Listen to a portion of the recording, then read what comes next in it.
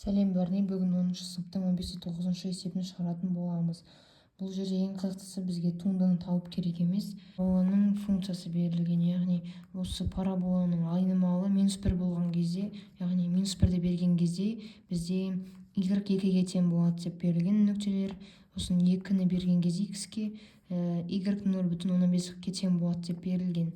Біз білеміз, яғни осыдан бөлек біз тағы да параболаға мәндер беруіміз керек. Мысалы, біз бере аламыз -1 берілгендіктен біз 0-ді берейік. Жауабы 2-ден 1, яғни 0,15. 2-ден 1 дей салайын. Сосын бізде 1 жоқ, 1-ді бере аламыз. Бізде -1 бар болғаннан кейін мен бермей-ақ қоямын. 1-ді береміз, 1-ден 1-ді азайтқан кезде 0, 0-дің квадраты 0, 0-ді санға көбейткен кезде 0 болады. Одан кейін біз 2-ні бере аламыз. 2-ден 1-ді азайтқан кезде 1, 1-дің квадраты 1, яғни 2-ден 1 болады.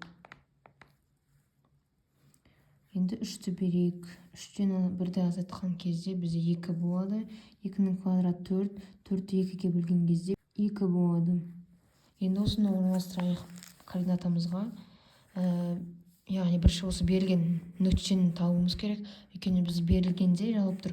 Осы -1-де 2 және 2-де 0,15 нүктелер арқылы жүргізілген жанамалар қандай нүктеде қиылысады деп сұрап тұр бізге. Яғни қиылысу нүктесін табуымыз керек. Сонда біз сызайық. Бізге бірінші -1-де берілген, -1-ді берген кезде бізде 2-ге тең деген сөз.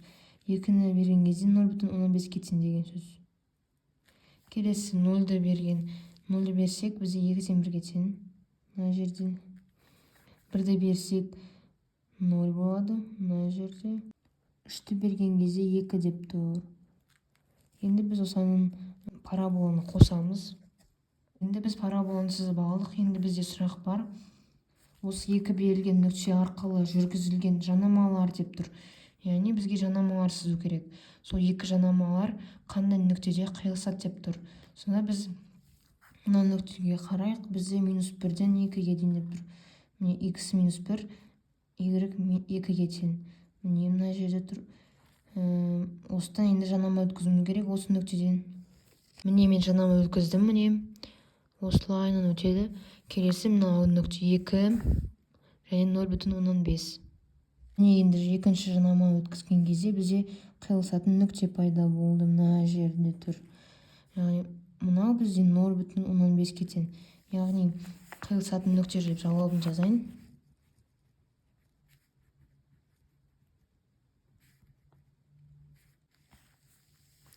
Қиылысатын нүкте бізде x 0,15-ге тең болған кезде, y -1-ге тең болған кезде.